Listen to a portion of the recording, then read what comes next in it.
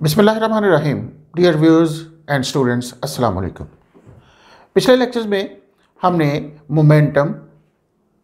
Momentum in terms of force और उसके साथ साथ इम्पल्स की बात की थी, जिस पे हमने देखा था कि मोमेंटम असल में product of mass and velocity है और फोर्स को हम in terms of momentum express कर सकते हैं by delta P over delta T. मतलब हम कह सकते हैं P is equal to M V and F is equal to delta P over delta T, जबकि इम्पल्स को हमने डिफाइन किया था by product of force and time interval, और इसका जो रिजल्ट हमारे पास आया था वो था equal to M V F minus M V I, that is equal to delta P actually. आज हम देखेंगे कि law of conservation of momentum क्या है। अगर हम law of conservation of momentum की बात करें,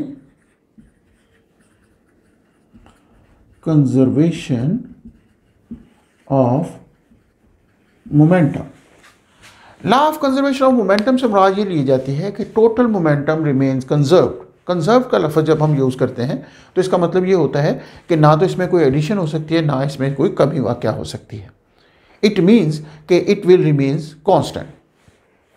अब law of conservation of momentum को हम डिफाइन करते हैं कि in the absence of external interaction, यानी हमारे पास कोई ऐसा सिस्टम हो जिसको हम आइसोलेटेड सिस्टम का नाम दे सकें, यानी उसका एक्सटर्नल इन्वायरमेंट के साथ कोई भी लिंक ना हो या कोई भी इंटरेक्शन ना हो, तो उसको हम आइसोलेटेड सिस्टम का नाम देंगे। यानी ना तो वो फोर्स बाहर किसी दूसरी चीज़ों पर लगा रहा हो और ना ही कोई दूसरी चीज़ें उस सिस्टम पर फोर्स लगा रही हों, तो ऐसी सूरत में हम उसको आइसोलेटेड सिस्टम का नाम देते हैं। तो for any isolated system total momentum of the system remains conserved. अब इसमें सिस्टम के अपने पार्टिकल्स आपस में इंटरेक्शन हो सकती है, इसमें किसी इंडिविजुअल पार्टिकल का मोमेंटम कम हो सकता है, ज़्यादा हो सकता है, लेकिन जब हम total momentum of the system की बात करेंगे दैट विल रिमेन कांस्टेंट।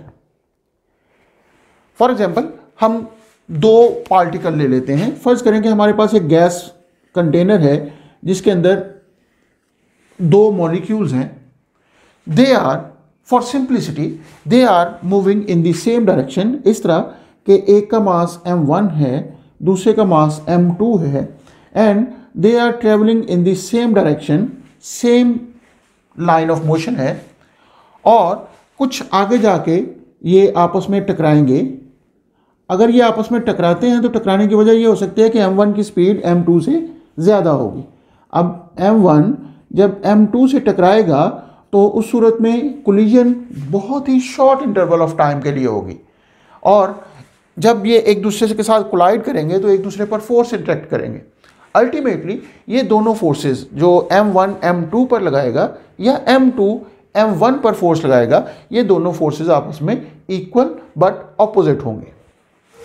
अगर मैं ये कह लूँ कि टकराने के बाद पहले इसकी वेलोसिटी अगर v1 है और इसकी वेलोसिटी v2 है, और टकराने के बाद m1 v1 प्राइम के साथ मूव कर रहा है और m2 v2 प्राइम के साथ मूव कर रहा है, तो उस सूरत में यहाँ पे हमने साबित ये करना है कि मोमेंटम बिफोर कोलिजन और momentum of the system after collision वो सेम रहते हैं।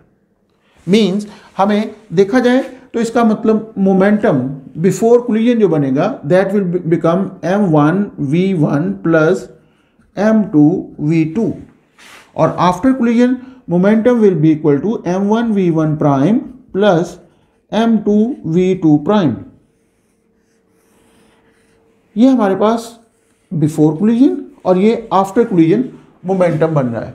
हमने साबित ये करना है कि ये मोमेंटम और ये मोमेंटम आपस में बराबर हैं, तो फिर हम कह सकेंगे कि मोमेंटम कंजर्व रहेगा। लेकिन अगर ये दोनों इक्वल नहीं आते तो इसका मतलब ये होगा कि मोमेंटम कंजर्व नहीं रहेगा।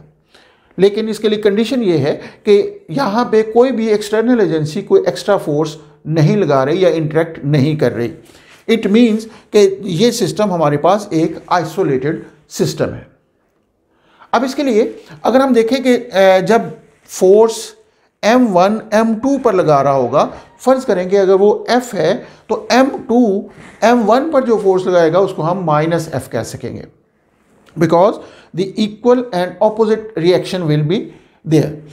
अब यहाँ पे फोर्स लगने के बाद अगर देखा जाए तो M1 का जो मोमेंटम में चेंज आएगी, पहले momentum before collision, change in momentum of M1, उसको अगर हम देखें तो इसका फाइनल मोमेंटम हो गया M1 V1 प्राइम, और इनिशियल मोमेंटम था हमारे पास M1 V1। इसी तरह ये चेंज इन मोमेंटम, अभी हमने ये देखा कि चेंज इन मोमेंटम इंपल्स के बराबर है, and that is equal to F into T, F into let's say time interval during which they are in contact with each other. तो यहां पे F into delta T will be equal to M1 V1 prime minus M1 V1 हो जाएगा। इसी तरह change in momentum of M2, that will also be equal to M2 V2 prime, final momentum of the second particle, minus M2 V2, initial momentum of the second particle. This will also be equal to impulse, but impulse is equal to F into delta t।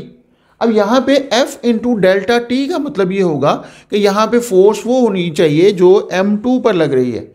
अगर M2 M1 पर force F लगा रहा है तो इसका मतलब M1 M2 पर force -F लगाएगा, तो हम कह सकते हैं कि this will become -F into delta T. अब ये हमारे पास इक्वेशन 1 और इसको इक्वेशन नंबर 2 कह सकते हैं।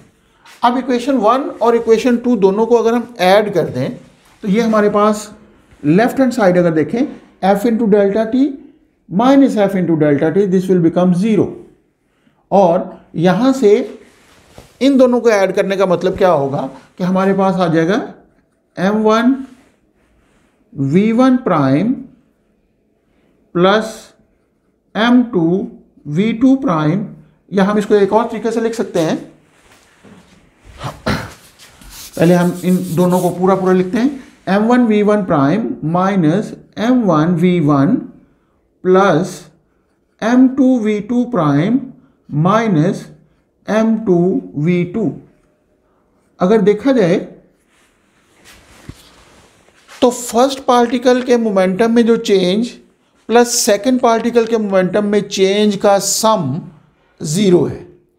इसका मतलब ये है कि इसके अंदर जितनी चेंज हुई प्लस इसके अंदर जितनी चेंज हुई, दोनों का सम अप करें तो रिजल्ट हमारे पास 0 आ रहा है। इसका मतलब मोमेंटम ऑफ द सिस्टम में कोई चेंज नहीं है। लेकिन हम इसको इस फॉर्मेट में लिखना चाहें तो यहाँ पे देखें M1 V1 नेगेटिव में है, ये माइनस M2 V2, यानी प्राइम के बगैर जो टर्म्स हैं उनको अगर आप नेगेटिव टर्म को दूसरी तरफ ले आएँ तो ये आ जाएगा M1 V1 plus M2 V2, यानी इस टर्म को और इस टर्म को मैं लेफ्ट हैंड साइड पे लेके आया, दैट इज इक्वल टू बाकी जो हमारे पास टर्म बची राइट हैंड साइड पर V1 prime plus M2 V2 prime, यानी ये रकम और ये टर्म हमारे पास जो बच गई इसको हमने यहाँ पे लिख दिया।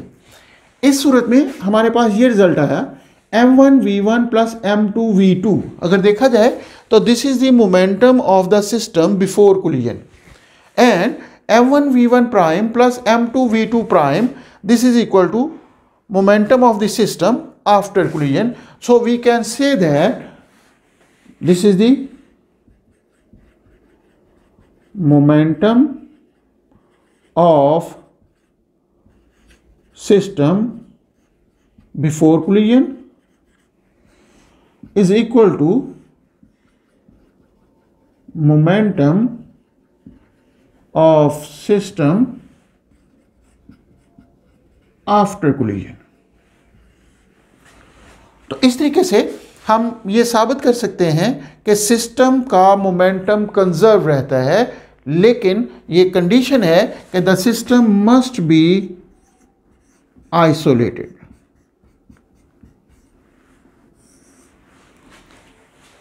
तो ये था हमारे पास law of conservation of momentum, और किसी भी तरह की कोलिजन हो वो उन तमाम में हमारे पास total momentum of the system conserve रहता है। तो इस तरीके से हमारे पास जो मोमेंटम का टॉपिक 3.7 था वो यहाँ तक कंप्लीट हो जाता है, जिसमें हमने मोमेंटम क्या होता है, मोमेंटम का रिलेशन फोर्स के साथ क्या है, इम्पल्स क्या होती है, और law of conservation of momentum क्या होता है, ये हमने देखा। होप आप लोगों को ये बातें समझ आ गई होंगी। अगर किसी किस्म की कोई कन्फ्यूजन हो या रीडिंग में प्रॉब्लम हो तो आप कमेंट बॉक्स में जाके कमेंट कर सकते हैं, मैं कोशिश करूँगा उसका आंसर दे दूँ। Thank you.